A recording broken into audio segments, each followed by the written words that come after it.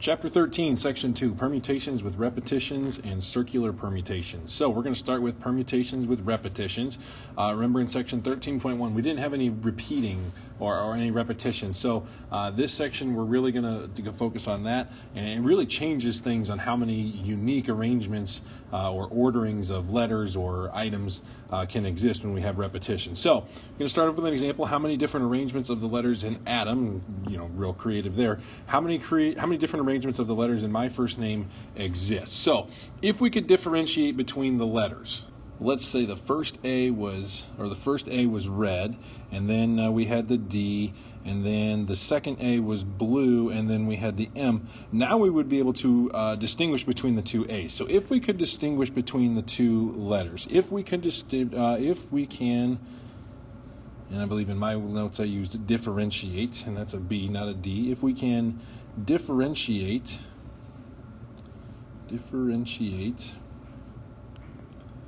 between the two A's, then it's pretty straightforward. Then it is P. Whoops. Then it's a simple permutation problem. 4P4, which is 4 factorial, which then is 24. Okay. If we can differentiate between the two A's, so if one was red, one was blue, then it's easy. Then we're just ordering the 4 like in section 12.1. But if we can't differentiate between the A's, so there's one little note. If we cannot differentiate between the two A's, what's going to happen is some of our patterns would be the same. Okay, some patterns or some arrangements would be the same or be identical. Okay, so if I wrote out all the possible combinations with the red and the blue and then just made all of the letters black, some of them are going to look exactly the same. And how we're going to get around that is there's a different formula. So permutations of n objects where p of them are alike and q of them are alike. And I'm going to talk about the p and the q here in just 1 second. So in this example, I've got 4 objects, 4 letters, and 2 of them are the same. Now, if we've got multiple repetitions, which I'll give you an example here in just a second, I'll show you how to deal with that. But the formula for permutations of n objects where p of them are alike and q of them are alike is equal to n factorial, so the number of objects, divided by p factorial times q factorial. Now, a couple of notes with this denominator. With this denominator here, this p factorial, q factorial, this is the number of repetitions, and I'll show you how we use this in 1 second. One thing you want to make a note of, this might only be one number.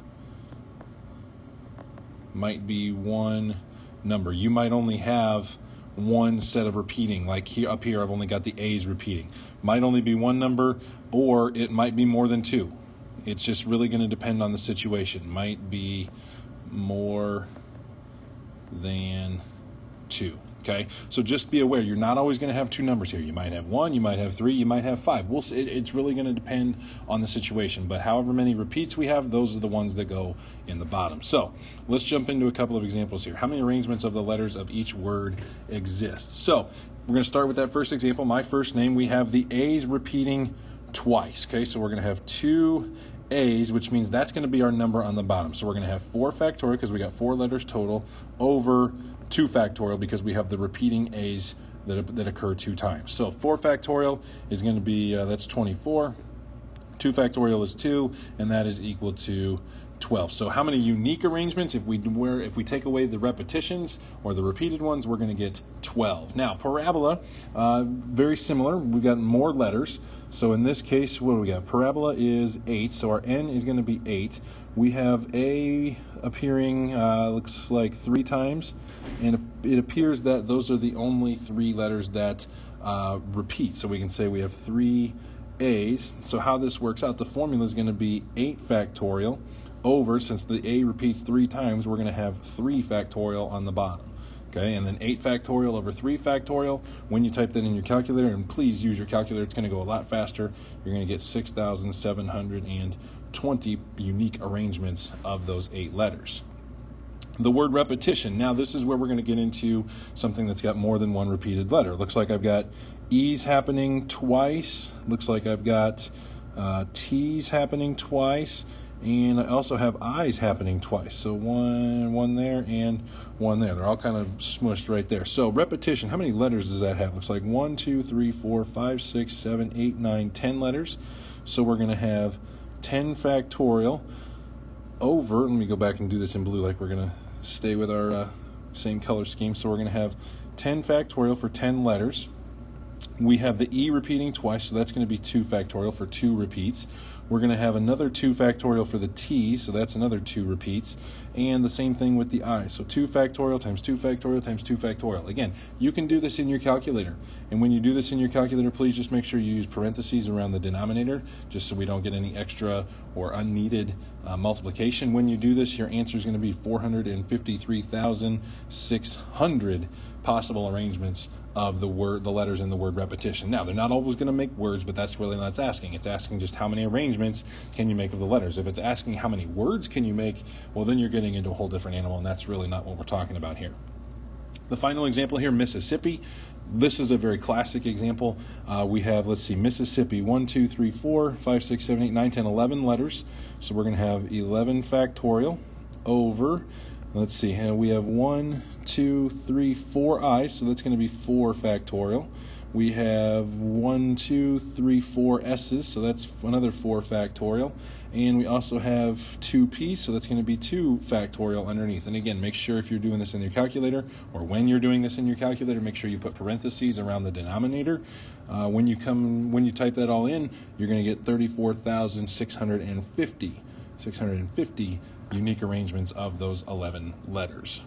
Let's move on now to circular permutations. And circular permutations is a little bit different than linear permutations, which is what was covered in section 12.1. Circular permutations is slightly different. So I got an example here for you. How many different ways, or how many ways can 4 people sit around a table? So if I were to draw a table, a real round table, and I'm going to say person 1 sits here, person 2 sits here, 3 goes there, and 4 goes there. Okay, so there's one possible arrangement. So if I draw the same table, and I'm going to say person 1 sits here, person 2 is going to be here, person 3 is there, and person 4 is there. Okay, there's another arrangement. If I do this one, I'll put person 1 down here, 2 there, 3 there, 4 there, and then I'll do a 4th arrangement where 1 is here, 2 is there, 3 on the right, and 4 on the bottom. The explanation here, or what I want to say, not explanation, the point I want to make is in circular situations, all 4 of these are exactly the same. There's no point of reference. We're not saying we have to sit here, the first person sits there, then we go this way. If we just turn this table 90 degrees, we get this one. If we turn the table 90 degrees again, now we're here. If we turn it again, we're here. My point is all of these right here, and I made that the wrong direction. There we go. All the same. Okay? In circular situations, a lot of your options are going to be repeated, or they're going to be the same just depending on how the table or how the circle is orientated. So we have to be aware of that. Now, if the objects are arranged in a circle, the number of permutations is this. So bottom line, what happens is you still have n factorial. So let's say we're going to seat 4 people around the round table. We'd have 4 options for the first, 3 options for the second, 2 options for the third, 1 option left for the fourth. That's 4 factorial.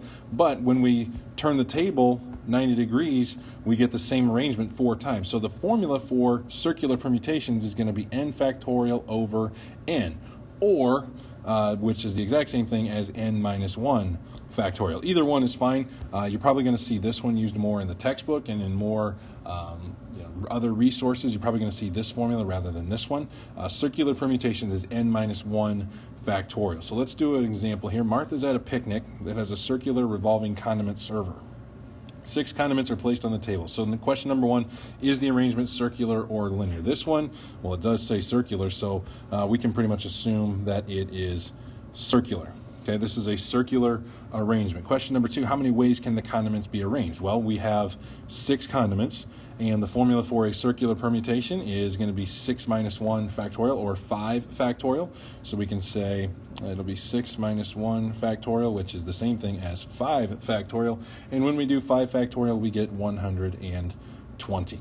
Okay, so that's the basic overview of circular permutations. Now, while we said that this is a circular permutation, the key word here is actually revolving.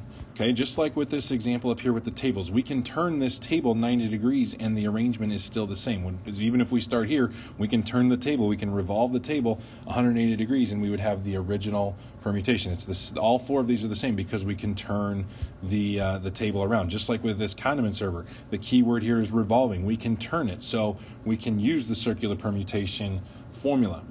If the permutations have a fixed reference point, then the formula becomes a little bit different, or the situation becomes slightly different. So let's suppose a CD changer holds 3 CDs on a circular platter. Let each circle below represent the platter and labeled point represent each CD.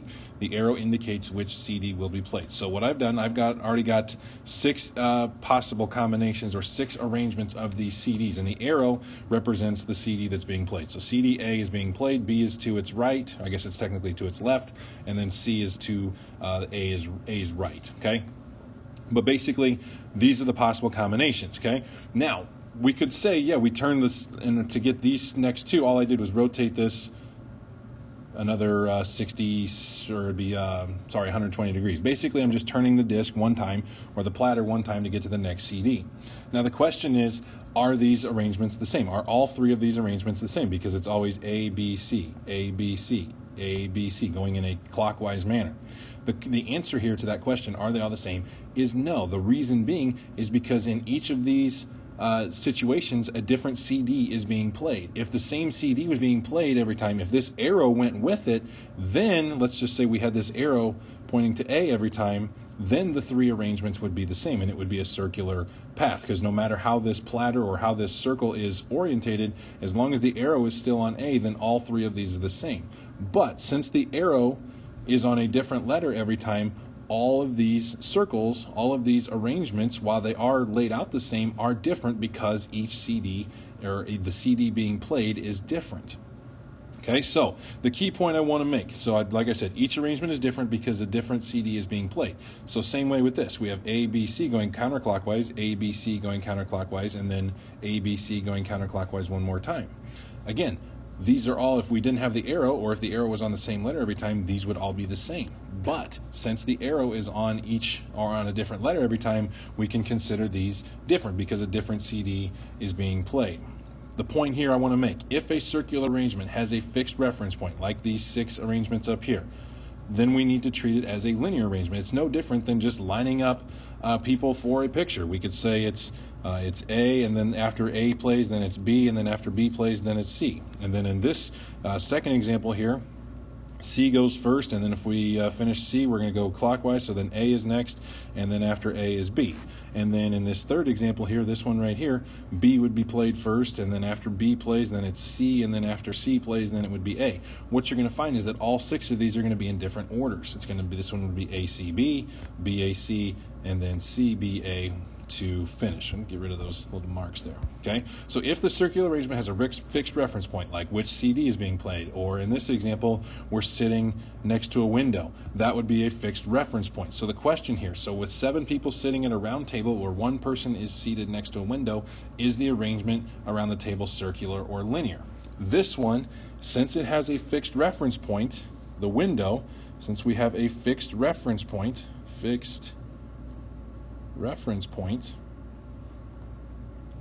this arrangement is linear. It says it's circular because we have a circular table, but we have that fixed reference point, so this is what makes it linear. The fixed reference point definitely makes it linear. You could say it's linear masquerading as, or in disguise as, a circular permutation, but this is definitely a linear because we have that fixed point of reference with the window. So the question then becomes, how many possible arrangements of people relative to the window are there? Since this is linear, we just need to know we've got 7 people. We're going to line them up, so it's going to be 7p7 or 7 factorial, and that's going to tell us that we have 5,040 different arrangements of people around this circular table, because we do have that fixed point of the window that allows us to do something like this, where the arrangements all become different. Yes, like I said, we just turned this CD splatter 120 degrees to go from here to here, and then another 120 degrees to go from second one to third one. But since the different CDs are being played, then the arrangements are different. So if it's got a fixed point, a fixed reference point, then it is linear, and it's just like section 12.1, where it's essentially just lining them up, starting at the window, working our way around the table.